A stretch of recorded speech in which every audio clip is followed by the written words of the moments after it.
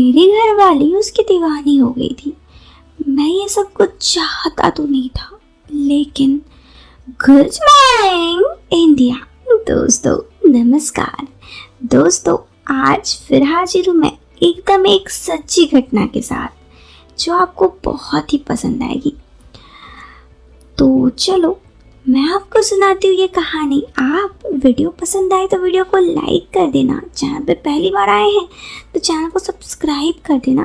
दोस्तों audio quality अच्छी आए इसलिए ईयरफोन का यूज़ करना और अकेले हो तभी वीडियो देखना। अब चलो वीडियो शुरू करते हैं। मेरा नाम कमर चीमा है और मेरी बीवी का नाम मोना आलम। शादी को आज 15 साल हो चुके थे। ये बात तब की है जब 6 साल तक मेरी घरवाली गर्भवती नहीं हुई। वो इस सब से बहुत ज़्यादा परेशान हो गई थी। खैर उस समय वो इस बात को लेकर चिंतित रहती थी। मैंने उसे कई बार कहा कि हो सकता है मुझ में कोई कमी हो। इस पर हम दोनों डॉक्टर को चेक कराए, मगर डॉक्टर द्वारा ना तो मुझ में कोई कमी बताई गई और ना ही उसमें। हम दोनों एकदम ठीक और फिट थे। फिर परंतु बच्चे का सुख नहीं पा रहे थे। इस कारण मेरी घरवाली मानो अत्यधिक तनावग्रस्त रहने लगी थी। फिर मेरे ससुराल में मेरी सासू माँ को किसी ने बताया कि एक औरत इसकी दवा देती है, उसने मोना को मिलवा लो। ये बात मोना के माध्यम से मुझ तक आई तो मैं तुरंत राजी हो गया और उस महिला से मिलने जाने का पक्का कर लिया। हम दोनों अपने ससुराल गए तो सासू माँ ने हम दोनों को शाम के समय उस महिला के पास भेजा। जब तक उस महिला के घर पहुँचे तो रात हो चुकी थी। उस औरत ने मुझे बाहर बैठने को बोला और मोना को अंदर ले गई। कुछ देर बाद वो औरत बाहर आई और उसने मुझसे कहा कि मोना को सही से देखना होगा। आप चाहो तो कुछ देर कहीं घूमाओ। उसकी इस बात पर मुझे कुछ शक हुआ तो मैंने कहा मैं एक बार मोना से मिल लेता हूँ, पर चला जाऊँगा। फिर बिना उसकी सहमति लिए उसकी कुछ सुने मैं अंदर वाले कमरे में आ गया। मैंने देखा कि मेरी वाइफ ज़मीन पर बिस्तर पे लेटी थी। उसके पैरों पर एक चादर पड़ी थी। मैंने कहा ये कब क्या है? वो बोली इसका कुछ ट्रीटमेंट होना है, आप यहाँ बोर हो जाएंगे और मुझे भी इस काम में किसी की मौजूदगी में दिक्कत करेगी। आप 1 घंटे बाद आ जाना।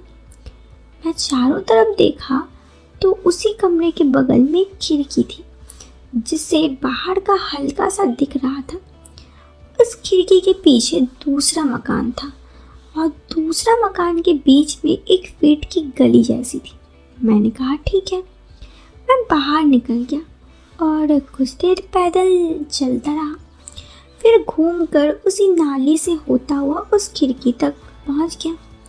अंधेरे होने के कारण मैं किसी को नहीं दिख रहा था तो मैंने खिड़की के नज़दीक आकर अंदर झांकने की प्रयास किया। मैंने देखा उस कमरे में एक लड़का बैठा था और वो औरत मोना को मना रही थी। पहले तो मोना मना करती रही, फिर उस औरत ने कहा तेरा शौहर से कुछ नहीं होगा, इससे और इसमें बड़ा अंतर है। यह अभी 20 साल का ही है और तेरा शौहर तो 30 के ऊपर का है। मेरी घरवाली सोचने की मुद्रा में दिख रही थी। फिर उस महिला ने जल्दी से मचाते हुए कहा जल्दी कर लो नहीं तो तेरा शौहर आ जाएगा। मोना फिर भी मना करती रही तो वो औरत बोली देखो तुम्हारे नस रुखी है और इससे कुछ नहीं होगा, बस तुम फिलहाल कुछ नहीं, बस थोड़ा बहुत मान लो। मगर इस बार भी मोना नहीं मानी तो उस औरत ने कहा रुको मैं कुछ दिखाती हूँ। मैंने देखा कि मैं अपने घरवाली की तरफ देख रहा था। मेरी घरवाली बोली मैं अपने शौहर के बीच से ही बच्चा चाहती हूँ। इस पर उस महिला ने कहा हाँ वही होगा जो तुम चाहती हो। मेरा बात तो सुन लो, तुम्हें बच्चे की सुख भी मिल जाए और तुम्हारे जीवन भी हसीन रहेगी, तुम्हारी पति भी तुमसे खुश रहेंगे। इसके बाद जो जो हुआ मैं वहाँ से खिड़की से देखता रहा।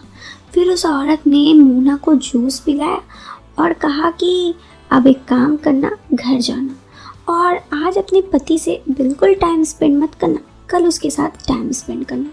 फिर मैं वहाँ से हट गया और घूमते हुए करीब 10 मिनट बाद जब मैं उस महिला के घर पहुँचा तो मोना हॉल में ही बैठी थी। मैं उसे देखा तो वो बहुत ही थकी हुई लग रही थी।